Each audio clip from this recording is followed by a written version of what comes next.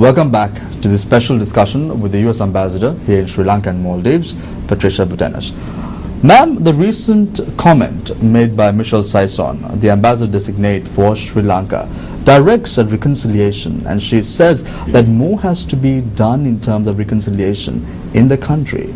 Your thoughts on this statement?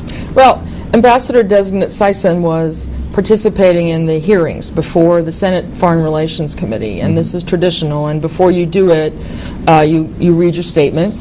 A statement which I saw, I was asked to clear on it, so, and I think her statement is a very accurate reflection of U.S. policy concerns in Sri Lanka. And as we talked about earlier, a big focus of the Secretary Clinton's interaction with Minister Pierce, of course, in Washington was on reconciliation and what the government was doing. So Ambassador-designate Saison was simply reiterating what I've been saying for 3 years, what Assistant Secretary Blake before me has said and has said now, and what other senior government officials who come here have said. So this is in complete accordance with the U.S. policy? Yes, it is.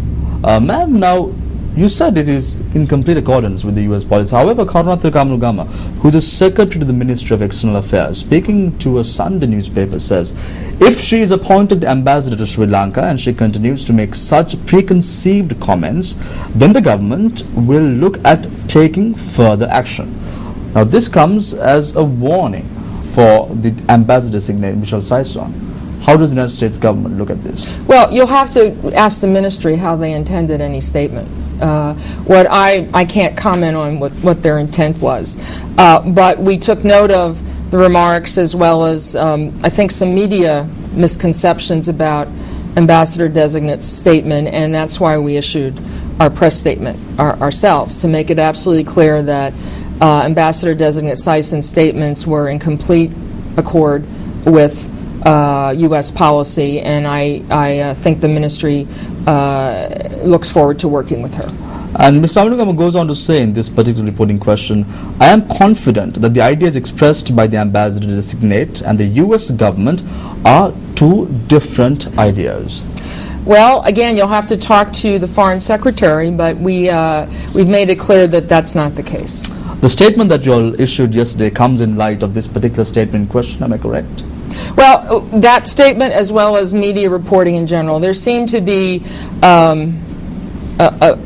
kind of misreading of Ambassador-designate Saison's statement and its relationship with U.S. policy. So we were already thinking of clarifying that because it's important, it matters, and that's why we issued the statement. When you take a look at yourself, you served in Baghdad for 23 months. The current ambassador is also from Baghdad. Is Sri Lanka still a volatile country in the eyes of the U.S. government? No, you've drawn a wrong conclusion. It doesn't really, where we served in our careers sometimes has an impact, obviously, where we serve. I mean, I have considerable South Asian experience. Ambassador Saison has served in South Asia. Our service in a place like Iraq is really kind of extraordinary. We draw on people from all geographic backgrounds to serve there. But she has distinguished herself in previous ambassadorial assignments as she has in Iraq, and I think she probably sees Sri Lanka as her reward. So you should feel flattered. Looking forward to meeting her as well, Ambassador, to be very honest, when she takes office in Sri Lanka. Now, the U.S. Was the largest single buyer of Sri Lankan goods in 2012, taking nearly 22% of total exports worth US dollars $2.15 billion, a staggering number indeed. I want to know, Mr. Ambassador, how are things going to progress in the future in terms of trade, taking into account the current relationship the country has with the United States government? Oh, I think the prospects for increased trade are excellent. And in fact, Ambassador-designate Saison in her statement did refer to the need for additional commercial advocacy. And in fact, Sri Lanka benefits from the trade imbalance. I mean, we are buying more and more goods, mostly apparel and tea and things from Sri Lanka.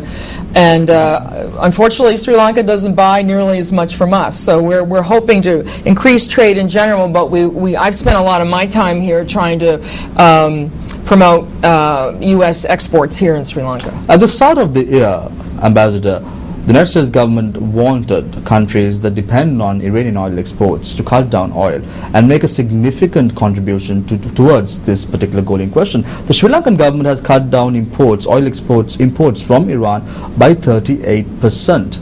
I want to know the developments with regard to taking such actions by the Sri Lankan government in terms of moving towards and addressing and fulfilling the needs of the U.S. government. Well, it's not fulfilling the needs of the U.S. government. I mean, our actions in encouraging countries to reduce their oil imports from Iran has to do with ensuring the international safety and to discouraging Iran from developing nuclear weapons. I mean, it's not the U.S. needs, it's really on behalf of the larger community. But if you do not adhere, sanctions are being imposed on these particular countries. But let me address, though, Sri Lanka, because I have to say that the Sri Lankan government has worked very closely with us, has reduced its imports from Iran. I don't have the specific percentage, I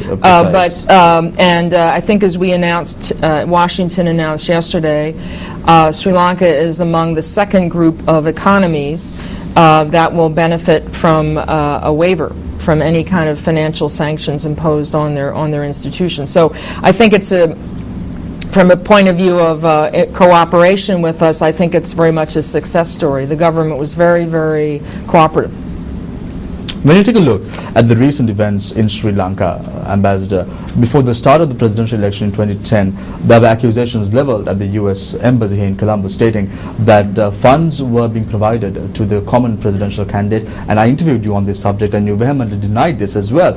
Now again after that, several months later, following the arrest of Fonseka, the former army commander, the U.S. government brands him as a political prisoner. And in last year's report too, this is very clearly stated that Sri Fonseka is in fact a political prisoner in the country. Now he has been released. The position of the United States government on this? Well, let me reiterate what I told you a couple years ago. We in no way supported any particular candidate in the elections. That's nonsense, and I don't know how much more strongly I can say it, but there it is. When General Fonseka was arrested and tried, we did protest because we felt it really wasn't in keeping with judicial procedure, and he was being prosecuted for political reasons, not for any substance. When he was convicted, we did make a determination, as we do in other countries, that because of the way he was prosecuted and charged and convicted, that he met the criterion of a political prisoner, and he is, as you mentioned in our last two annual human rights reports, so designated. So his release is certainly welcome, as we would welcome that of any other political prisoner. Ambassador, did you in any way exert pressure on the Sri Lankan government, or your government for that matter, to secure the release of the former army commander? No, we were no way involved in the decision-making or any efforts made to release him. One of the allegations leveled by many quarters in society is the fact that the U.S. government intervened for the release of the former army commander. Was there any discussion? I can only repeat what I've just said, and I say it without fear of contradiction. We were no way involved. We're now going for another short commercial break. When we come back, what is the way forward for Sri Lanka? All this and more after this short commercial break.